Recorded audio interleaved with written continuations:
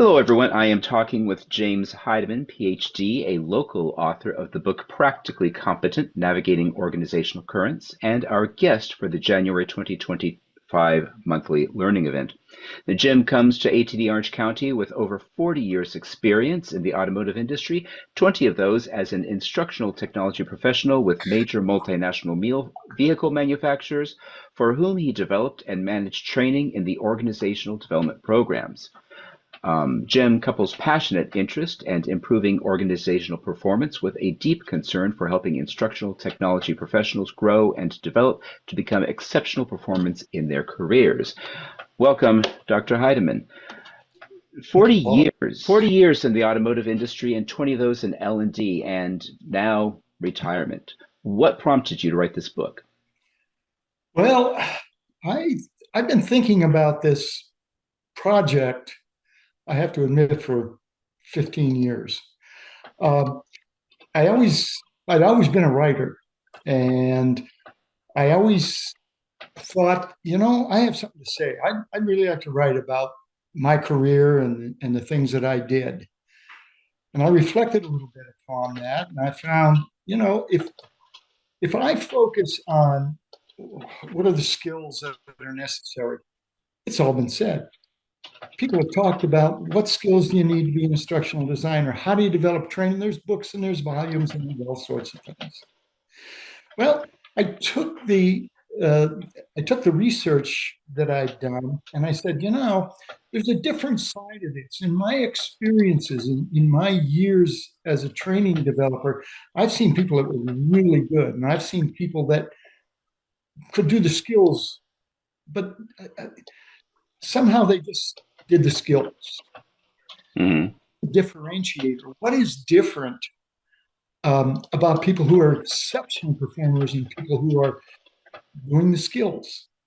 And I looked at the research I'd done and I said, it's this notion of competency as I define it, and and a set of competencies that people seem to have that propels them. And that's what I decided to write about.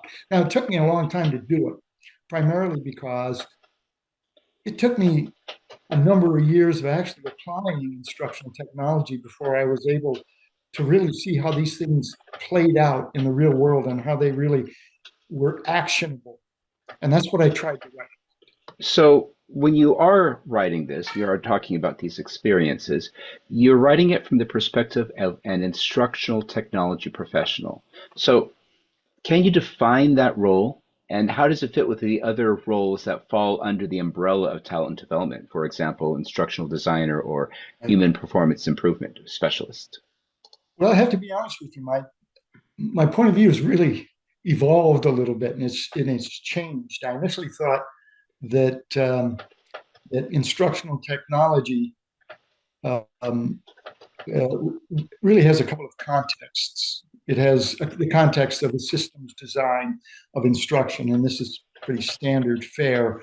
How we systematically design to ensure that we do all the things right and we do all the right things. And it's also the integration of technology into that. What happened to me in my career was that, and I write about this a little bit. What happened is I took on a different role. I can remember one day my boss came to me and he said, Heidemann, I need to talk to you. And he was the manager of the training department, and I was an instructional designer. And he looked at me and he said, Heidemann, I'm leaving. I'm going to another company. I'm going to leave the company. I said, but Bruce, you can't do this. He said, well, it's my career. Um, and I reflected on that, and I went back to him a couple of days later, and I said, well, Bruce, this is really going to be great. I'll get to I'll get to apply instructional technology, and I'll get to talk to all of these instructional designers in the group. And gosh, won't it be great? We'll really get to build some coherent, cohesive ways of building instruction and training technicians. And he looked at me and he said, you're not going to have time for that. You're too busy dealing with personal issues with the people in the department. And at the time, I didn't realize what he was saying to me. And it was later I understood. Um, that that the job role defines what you need to do, because the job role defines the responsibilities you're going to have. So it's going from instructional technology, or as an instructional technologist who's designing instruction, to a training manager, the job role changed, the responsibilities changed. And then I began to see, when the responsibilities changed, my motivations changed, and the competencies I needed to deal with that situation in those responsibilities changed very dramatically. So I've come away from all of this, and that's kind of a long way around. I've come away from all of this thinking that even though I was trained as an instructional designer, as my job roles changed, I became a training manager. At one point, I became the implementer of the Six Sigma program for this organization in North America. My role changed again, and the responsibilities changed. And it's the role and the responsibilities that you need to be able to accept in order to be successful and to be an exceptional performer at that level. So that was, and I'm looking now inside the book. That was one of the key points that you get onto really early inside the book. You show the model of how we take our individual capabilities and we work them into the job environment, and by working with those two together, we're able to provide some exceptional performance. But this is your shift. This is your model shift, going from that three circle, drive to a larger ecosystem. That, I mean, you put competencies kind of in the middle, but really impacting everything that's around it to a degree. You are so right. This is exactly what I found. And this was the eye opener for me um, as I went through my career. I found that, um, uh, and because the environment continues to change, it even places greater value and importance on the ability of, of instructional technology professionals to be flexible, to be agile, to pivot, because you're not dealing in a static environment. Um, and so those competencies that you have can take many forms, and those will be manifested in a number of different ways. And it's all situationally derived. But those, I feel, what I call competencies, those are what play a key role in producing effective performance, because it's not just matching the skill to the task. It's working it's applying those skills to tasks in that environment. And that's where the agility and the ability of an instructional technology professional to recognize that is what is going to be a key differentiator in effective performance. So we've got 14 competencies inside this book, starting with perceptual objectivity and going all the way down to self-confidence. Self-confidence, that's a big one.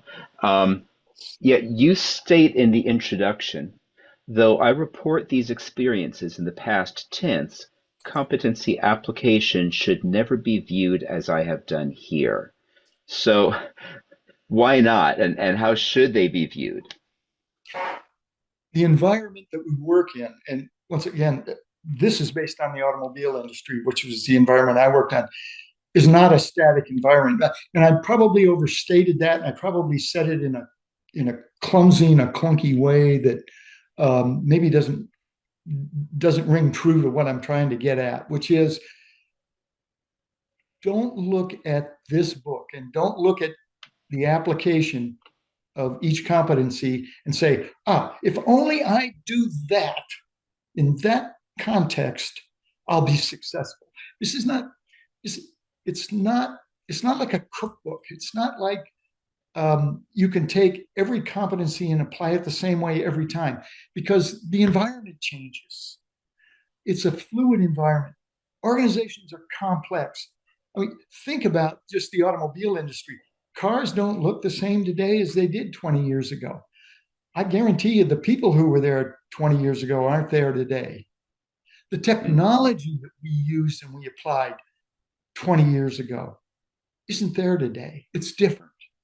So you need to have that flexibility. And that's why I say, don't look at this as a snapshot of history and say, if only I do these things. And that's really the problem with um, anything in print media, I suspect, is that it's time dated.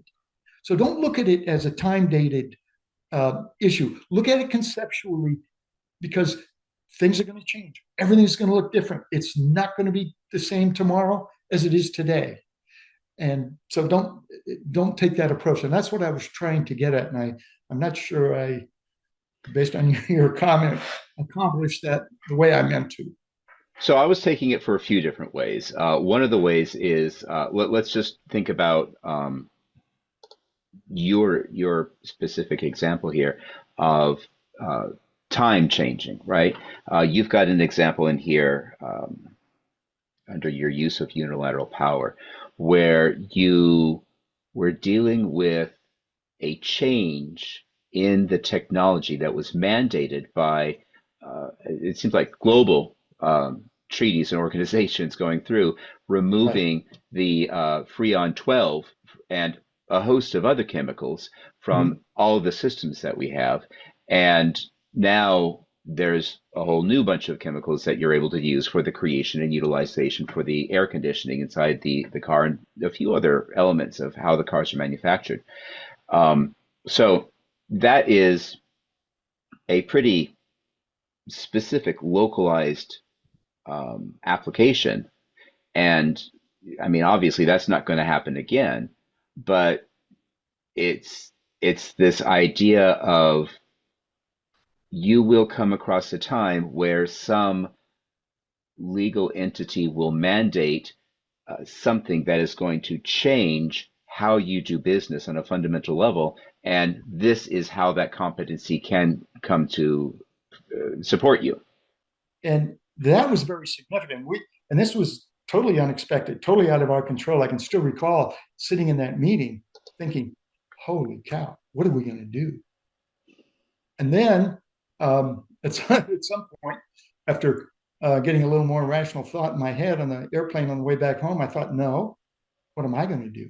What am I going to be able to do to influence that? Because this is on me now. I'm part of what's going to be the solution, I hope. Um, and I'm not trying to overplay what I did. My role was utterly insignificant in the global picture, I think. But it was an opportunity to take what actions I could within the environment that I was working to do the things that I could do and do my part to make it happen.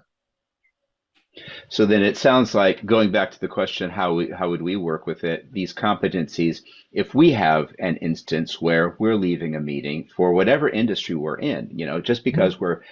just because this is based in the automotive industry doesn't mean that it won't apply to medical or pharmaceutical Precisely. or anything Yeah. else like that, because we can walk out of a conference or uh, a meeting and say, oh my gosh, what are we going to do? And reframe that to how we're going to go ahead and support whatever initiatives we need to run through. So that was the other half I was looking at when I was thinking Okay. about your Mhm. comment there.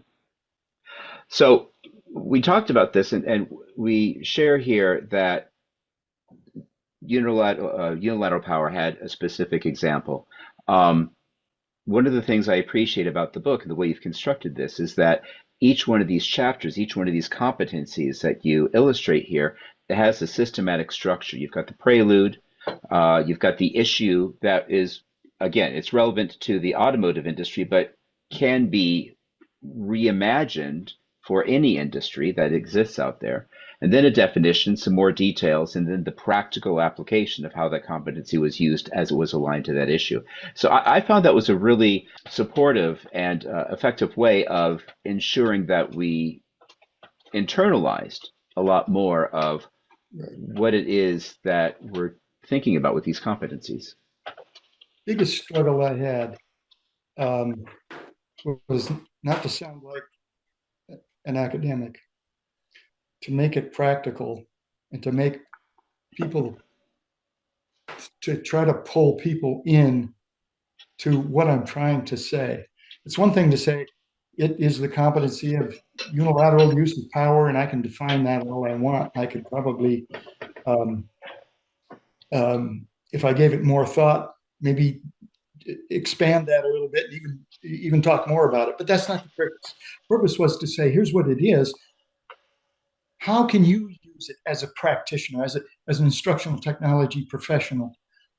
If if you get a definition of it, how would you be able to use it? And that's really what I wanted to focus on. I wanted to do a couple of things. First, which was something I learned from people who write fiction, and that is you kind of set up a tension at the beginning, and I do that with the issue, and then you resolve it with practical application so that everything works out in the end. And that's what I wanted people to realize, and I still want them to realize um, that there is a there is a reality to this, and that reality is in our everyday jobs. So whether you're in the medical industry or whether you're in communications or airline industry, it doesn't matter. You face issues and you resolve them. My view is if you have the right competency and apply it correctly, you can make that connection. So I tried to stay away from the academic side. I tried to make it practical. Well, I'll say I appreciate that. Uh, um, so when you come by this January and you hang out with us for a bit, you'll be talking a little bit about your book. We'll have that opportunity to discuss your model and discuss how the competencies exist within that framework, and take a look at competencies from a big picture. We're also going to take a moment because, again, we're billing this as a local writer. You are a local author for Orange County. But we're going to, I want to be able to have this meeting with a local author Mhm. to also talk about the process of writing a book. One of the things you shared with me, you've been a writer for a number of years.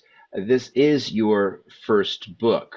So is there a huge leap there going from article writing to book writing? For me, absolutely. This goes from being a passive writer, talking about things, talking about, in my case, automobiles and how technology works and testing and whatever else we did, to writing about me, which is probably the most uncomfortable thing I think I have to do. Um, well, going to the dentist, of course, notwithstanding, it's really hard for me to do that because it isn't my personality is to do that. In fact, when I first wrote this, it was interesting. I sent this out to a trusted friend that I got to know and whose input I valued. I had originally written it in third person. I wrote it because I said to myself, I'm a little almost embarrassed to be writing about me and saying I did this and I did that and I did the other. So I wrote it and I made up names and I gave myself different identities and I wrote it that way. And he read the first 4 or 5 chapters, calls me up one Saturday morning, and he says, "Who's this person, Mark, in chapter 4?" I said, "Oh, well," he said, "it's you." And I said, "Yeah." He said, "Well, why don't you just say it's me? Because it's you in every one of these chapters, isn't it?" And I said, "Yeah, but," he said, "it's your book. It's about you. It's about your experiences. You want this to come to life for people? Write it about yourself. They will not at all be angry with you or put off because you always refer to me and I, and just don't do it quite so much as you want to. Use your wordsmithing talents to do that, and it'll be fine." And that was probably the best advice I got because it is really difficult for me to write about to to to bring out emotion, to bring out personal experiences. It's much easier to write about cars and things. Well, we'll try to keep too much of the personal. Well, no, we're gonna throw a lot of personal experiences in when we talk with you in January. So Hope you're up for that. I'm noticing on the back, right behind you, underneath the state of Texas, you've got your poem, The Road Not Taken. Just out of curiosity, what does that mean for you? That's important enough to hang it on the wall there. Yeah, one of my favorite uh, poets, Robert Frost. There's often there's often um, a regret that we can only do one thing. My boss used to tell me, when you make a decision, you only got one degree of freedom. That's all you got. And there's always the road not taken, and you can always second guess yourself and say, maybe I should have and didn't.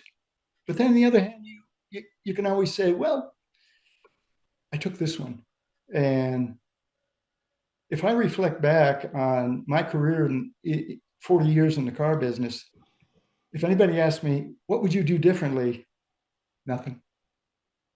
I had the greatest career ever, and I never second guessed myself.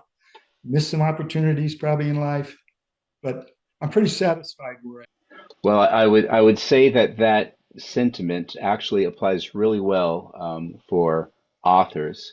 I know that there's this saying that we've all got a book inside us, and it takes a specific person with that fortitude to go ahead and actually get that book out on paper. So that's a significant road taken on your end there. And I appreciate the fact that you've done that. I appreciate the fact that you've shared it with us. I look forward to meeting you again when you come out and visit us in January at the Crane Morley headquarters down in Irvine. I And Dr. Heideman, as always, a pleasure. Thank you very much for your time. Well, thank you, sir. And I am so looking forward to January and being able to meet you again.